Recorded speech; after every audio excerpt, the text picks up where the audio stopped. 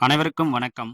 காஞ்சி Pallavan tax வலைதள channel மூலம் நேயர்களாகிய உங்களை வரவேற்பதில் மிக்க மகிழ்ச்சி அடைகிறோம்.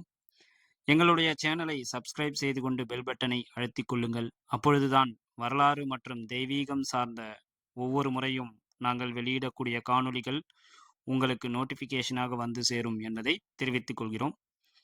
வாருங்கள், நாம் தொடர்ந்து செல்வோம் காணொளிக்கு.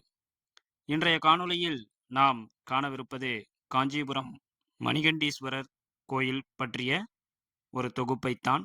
தொடர்ந்து இணைந்திருங்கள். காணொளியின் கடைசி வரை பாருங்கள். அப்பொழுதுதான் நாங்கள் சொல்லக்கூடிய சிறு சிறு செய்திகள் மற்றும் வரலாறு துணுக்குகள் உங்களுக்கு ஆர்வமுடையதாக இருக்கும் என்பதை தெரிவித்துக் கொள்கிறோம். இந்த கோயில் அமைந்துள்ள இடம் பார்த்தோம் என்றால், காஞ்சிபுரம் பேருந்து நிலையத்திலிருந்து 2 கிலோமீட்டர் தொலைவிலும், விஷ்ணு காஞ்சி காவல் நிலையத்திற்கு மிக அருகிலும், வரதராஜ பெருமாள் அதாவது காஞ்சிபுரம் வரதராஜ பெருமாள் கோவிலுக்கு செல்லும் வழியில் அருகேவும், அதாவது 500 மீட்டர் அல்லது 750 மீட்டருக்குள் அமைந்துள்ளது இந்த கோயில். திருக்கச்சி நம்பி தெருவில் அமைந்துள்ளது இந்த கோயில். இந்த கோயிலின் கர்ப்பகிரகம் மேற்கே பார்த்தவாறும், ஆனால் நுழைவாயில் தெற்கு பார்த்தவாறும் அமைந்துள்ளது. இரண்டு புறமும் இந்த கோயிலின் உள்ளே உள்ள மணிகண்டீஸ்வரரின் தரிசனத்திற்கு வழி உள்ளது என்பதை தெரிவித்துக் கொள்கிறோம். தேவர்களும் அசுரர்களும் சண்டையிட்டு உலகில் மரணம் அதிகரிக்கும் பொழுது, தேவர்கள் அந்த மரணத்தை நிறுத்துவதற்காக திருமாலிடம் சென்று முறையிட்டனர். அப்பொழுது மகாவிஷ்ணு மந்திரமலையான மேருமலையை வாசுகி எனும் பாம்பை கயிறாக கொண்டு அமிர்தம் கடைந்தால், அந்த அமிர்தத்தை எல்லோருக்கும் உண்ண கொடுத்தால் நாம் இரவாத வரம் பெறலாம் என்று அறிவுறுத்தினார். அதன்படியே மந்திரமலையை கொண்டு வாசுகி எனும் பாம்பை கயிறாக கொண்டு அமிர்தத்தை கடையும் பொழுது, அந்த வாசுகி எனும் பாம்பு முதலில் ஆளாள விஷம் என்பதை கக்கியது. அந்த விஷத்தை யாராவது உன்னால் இறந்து விடுவார்கள். ஆதலால் இறைவனே தன்னுடைய மணிக்கழுத்தில் வைத்து அந்த நஞ்சை முறியடித்தார். அதனால்தான் மணிகண்டீஸ்வரர் என்று இந்த திருத்தலத்தில் உள்ள இறைவன் அழைக்கப்படுகிறார். கண்டம் என்றால் கழுத்து, மணிக்கண்டம் என்றால் மணிகண்டீஸ்வரர். ஆதலால் தான் இத்திருத்தலத்தில் உள்ள இறைவன் மணிகண்டீஸ்வரர் என்று அழைக்கப்படுகிறார்.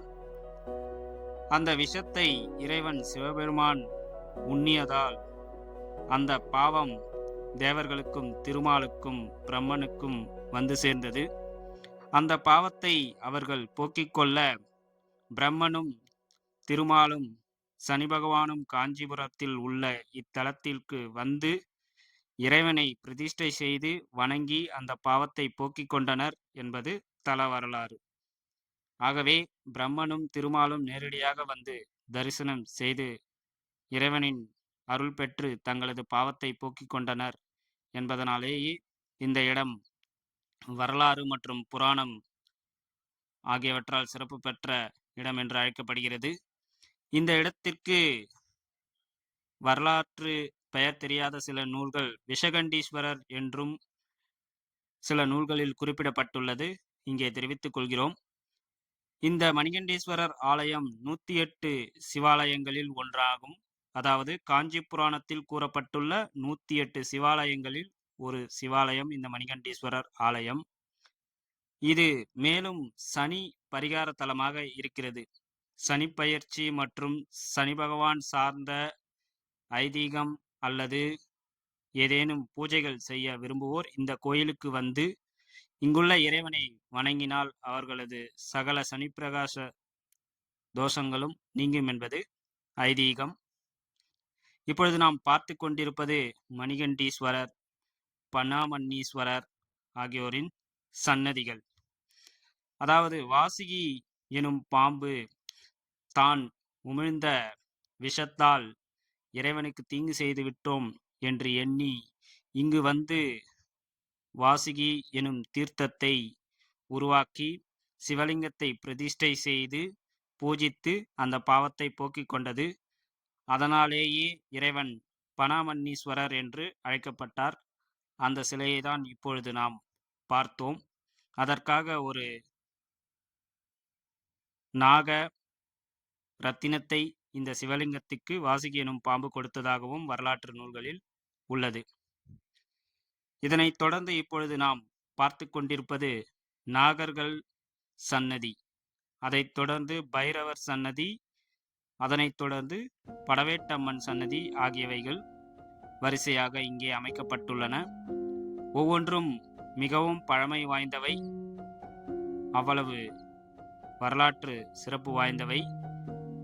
உங்களுக்கு நேரம் கிடைத்தால் இத்திருத்தலத்திற்கு வந்து நீங்கள் ஒருமுறை மணிகண்டேஸ்வரரை தரிசனம் செய்துவிட்டு சென்றீர்கள் என்றால் உங்களுடைய சகல பாவங்களும் கர்ம வினைகளும் நீங்கும் என்பது ஐதீகம்.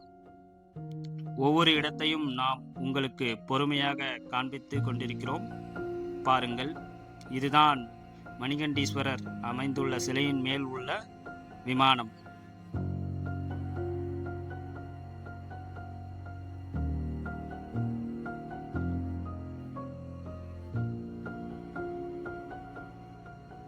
இங்கே மணிகண்டீஸ்வரர் கருவறையை சுற்றி பிரம்மன், துர்கை, மகாவிஷ்ணு, தட்சிணாமூர்த்தி மற்றும் விநாயகர் சிலைகள் உள்ளன.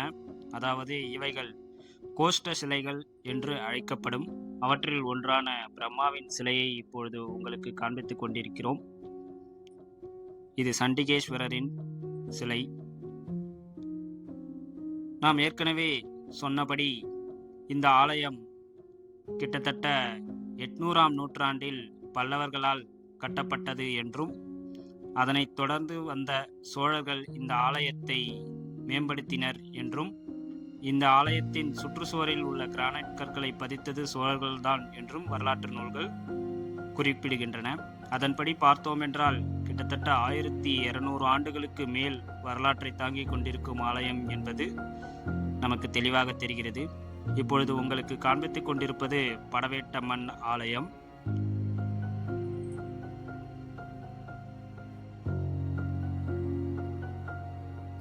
படவேட்டம்மன் சன்னதியை தொடர்ந்து இப்பொழுது நாம் பார்த்து கொண்டிருப்பது சுந்தராம்பாள் சன்னதி.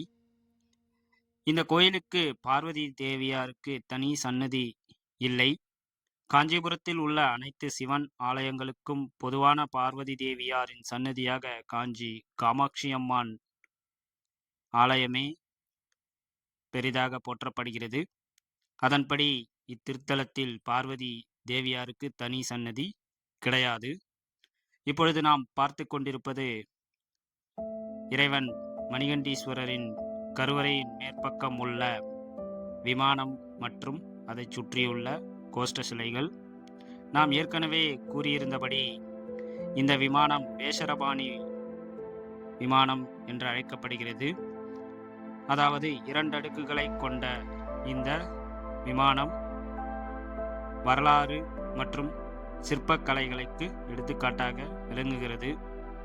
இப்பொழுது நாம் பார்த்து கொண்டிருப்பது பிரம்மாவின் கோஷ்ட சிலை. அதனைத் தொடர்ந்து இந்த கருவறையின் மேல் உள்ள விமானத்தை உங்களுக்கு காண்பித்துக் கொண்டிருக்கிறோம். ஏற்கனவே கூறியபடி இந்த திருத்தலம் பல்லவர்களால் கட்டப்பட்டு சோழர்களால் புனரமைக்கப்பட்டது.